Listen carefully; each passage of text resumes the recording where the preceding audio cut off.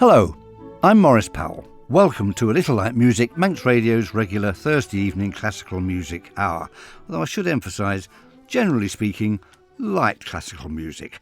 Nothing heavy anyway in this evening's programme. No Mahler, no Bruckner, no Richard Strauss, certainly no Wagner. Just pleasant, easy to listen to music and one or two surprises, I hope. Let's start with an overture. It's the Childrens Overture by Roger Quilter. Now, I did devote an entire programme a couple of weeks back, I think, to Percy Grainger, composer I'm very, very keen on, a wonderful collector and arranger of British folk songs, but a very interesting, if slightly off-the-wall composer in his own right. Now, part of his kind of set when he was a student in Frankfurt was Roger Quilter. There were a gang of 4 or 5 of them that became known as the Frankfurt Set. Quilter is, after Grainger, I suppose, the best known. Wonderful piano music, wonderful songs, and a little bit of orchestral music. The Children's Overture was written originally to go with a fairy play called Where the Rainbow Ends, written in 1911. Became a bit of a Christmas favourite at that time. But the overture wasn't ready in time for the first performance and wasn't completed until 1919. It's really a kind of a fantasy on well-known British nursery songs, including, and I'm sure you'll pick out a lot of them, including Bar Bar Black Sheep. So Quilter's Overture, Children's Overture.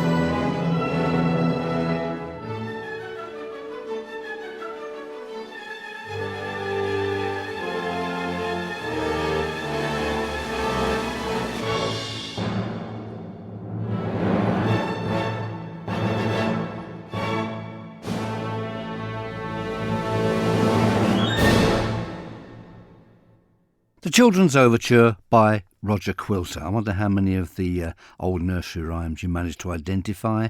I got as far as 7, and then some of them I knew the tunes but simply couldn't remember what they were called.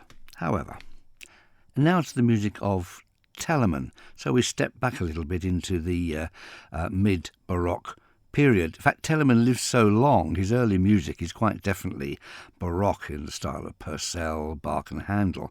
But he lived right through to the late 1760s. So his later music has quite a bit in common with Haydn and early Mozart. He simply moved with the times stylistically.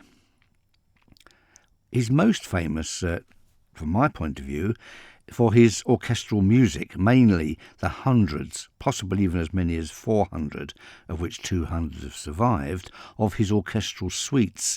These range from quite substantial works of 20 minutes duration with an overture and several dance movements or characteristic descriptive movements, to much shorter ones of perhaps 10 or 15 minutes duration.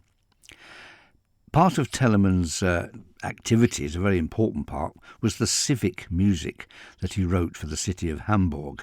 And there are an enormous number of pieces written for special civic occasions, and although the subject matter perhaps is not so much of interest to us today, the music is absolutely wonderful. Now, one of his suites is called La Borsa, and it's a kind of musical depiction of the ups and downs, or the joys and sorrows, if you will, of the stock exchange speculator. Here is the second movement from this.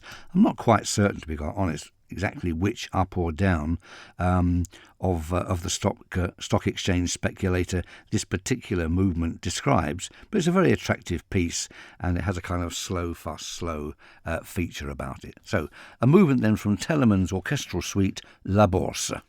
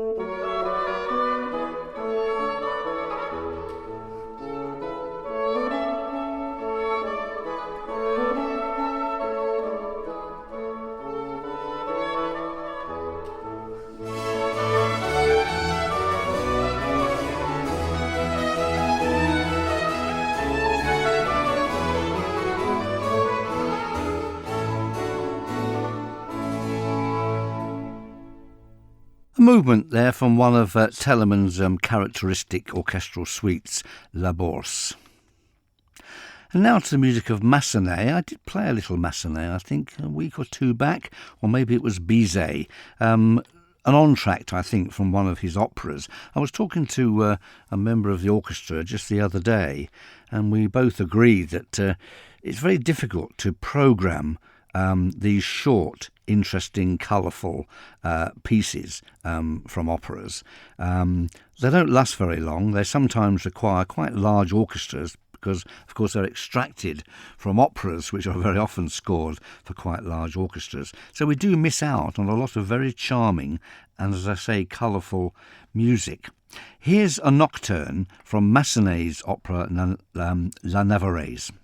This is a brutal and dramatic story, a comparatively short opera, a bit of a shocker, set in one of the Spanish civil wars. It concerns a girl from Navarre who falls in love with a soldier who is subsequently captured, tortured and killed, after which she goes insane. So it's not certainly not a comic opera, you might say. It was written in 1894 for Covent Garden and especially for the great singer Emma Calvé. In a rare moment of peace amongst all the dramatic goings-on is this nocturne by Massenet.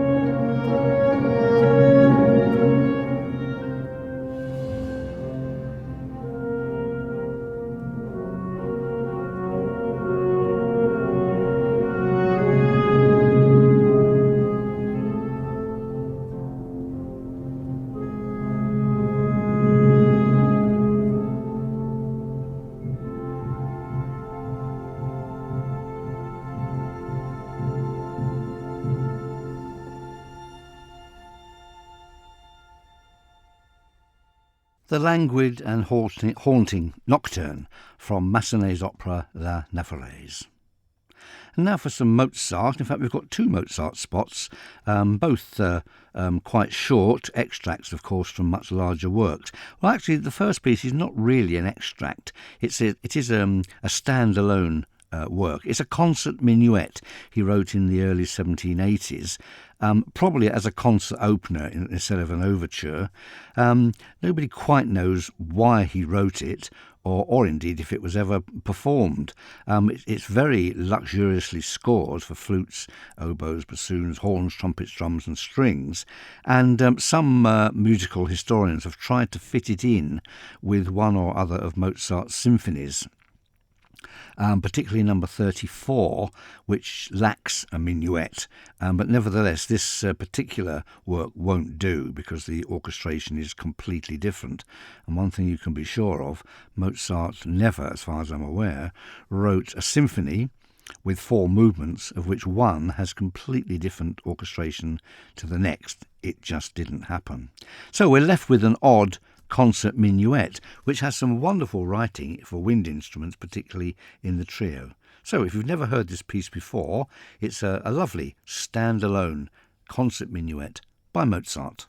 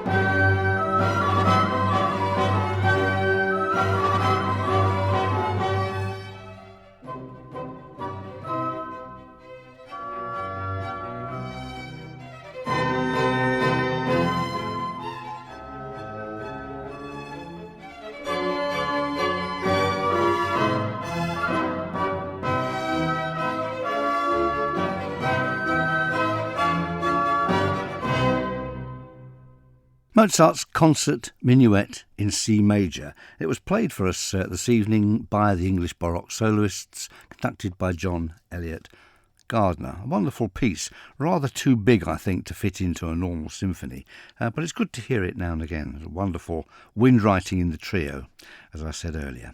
And now we're going to stay in Vienna, but we're going to move forward half a century or so to the high days of the Viennese waltz and the Strauss family. But I'm not going to play anything by the Strauss family this evening, nor indeed a waltz. This is a gypsy dance by Helmersberger. And it's taken from a New Year's Day concert with the Vienna Philharmonic Orchestra, conducted by Franz Welser Möst in 2011, I think this one. Helmersberger was, in his teens, a violinist with the Vienna Philharmonic Orchestra, and later on he actually became its conductor. The gypsy dance originally came from a ballet, The Iberian Pearl. Helmersberger's Gypsy Dance.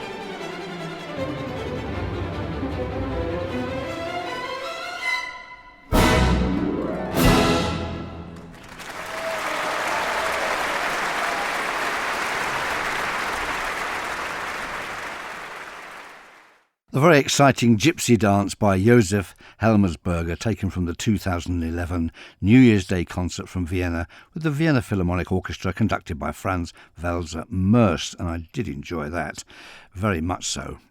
And now to the music of Delius. I did play a piece of Delius last week, his Spring Idyll, quite an early piece, not very well known, and it had to wait over 100 years for its premiere, but a very fine piece indeed.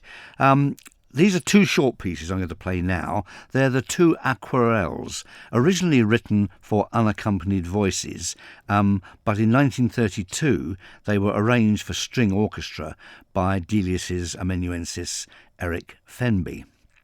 Originally they were thought to be sung of a summer night on the waters. So here Delius, two aquarelles in their arrangement for stringed instruments.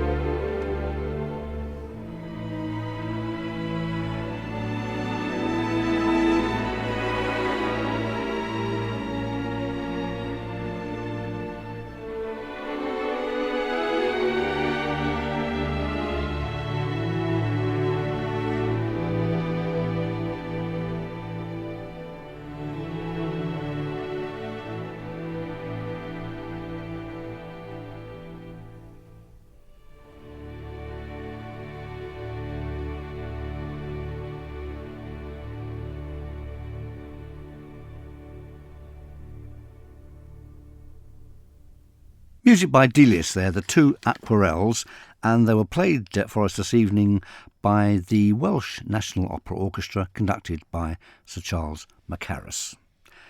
Delius.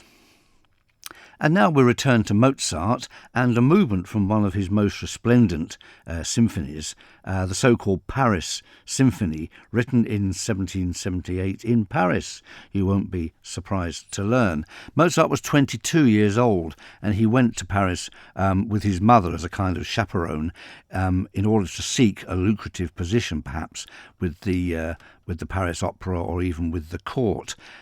He didn't manage to secure a position, at least not one that he wanted, and what's more, his mother died there in very miserable circumstances, and he had to return to Salzburg there with the loss of her death, of course, on his mind, and the fact that the whole journey had in many ways, by Mozart standards, been a waste of time and money. He wrote comparatively little music in Paris, and in some of his letters home, he rather boosted up the amount of music that he actually wrote. There were some choruses for a sacred work by another composer. There was a ballet, which has an overture by Mozart and maybe half a dozen pieces, but the rest of it is by other composers, mostly non-entities. There may have been a second symphony, apart from the Paris Symphony, but it's generally considered to be not so. He did write a concerto, a concertante, for 4 wind instruments, which was never performed in Paris, and the original score has been lost. And although there is a work published under Mozart's name as a Sinfonia Concertante from Paris, the instrumentation is all wrong, and the original work certainly no longer exists. So we're left with the Paris Symphony and a piano sonata and a violin sonata or two. By Mozart's standards, as I say, not a great output for the time he spent there. The Paris Symphony, though, was an enormous success, and Mozart wrote very enthusiastically about it to his father back in Salzburg about the first performance and how he was so pleased with it afterwards he went to a cafe and treated himself to a magnificent ice cream. I'm going to play the slow movement. In fact, there are 2 slow movements to this symphony. The first one was apparently rejected by the concert authorities as being too difficult. Now, whether that meant it was too difficult to play or they thought it was not to the French taste, nobody really knows. So he wrote this slow movement.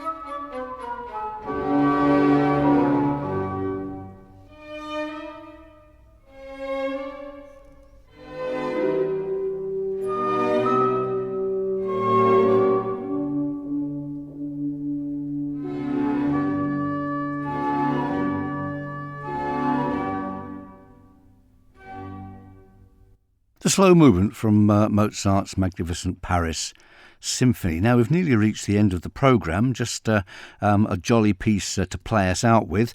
Please join me again next Thursday at 9, something from 19th century France. Here's the Escapade Mazurka by Georges Ouvray.